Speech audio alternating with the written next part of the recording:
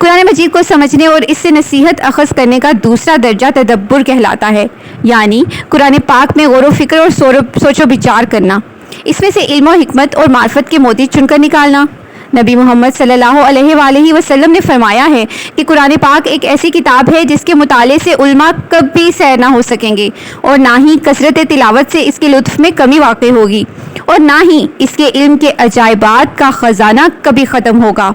इस अंदाज से कुरान पाक का मुतालिया करने और कुरान इल्म की अजायबात से हकीकी तौर पर फैज़याब होने के लिए आला दर्जे की इल्मी सलाहियत की ज़रूरत होती है। इसलिए बुनियादी तौर पर हम पर लाजिम है कि अरबी ज़बान सीखने की कम अज़ कम कोशिश तो ज़रूर करें और हर वक्त हर ज़माने में ऐसे अफराद ज़रूर होने चाहिए जो इस अंदाज से कुरान पाक का मुतालिया करें, पूरी ज़िंदगी कुरान पाक पर गौर व फिक्र में खपा दें और इसकी हिकमतों और मारफ़ को आम करें। उस्ताद नौमान अली ख़ान इन्हीं नामों में से एक नाम है। आप उनकी वीडियोज़ देखें, इंशा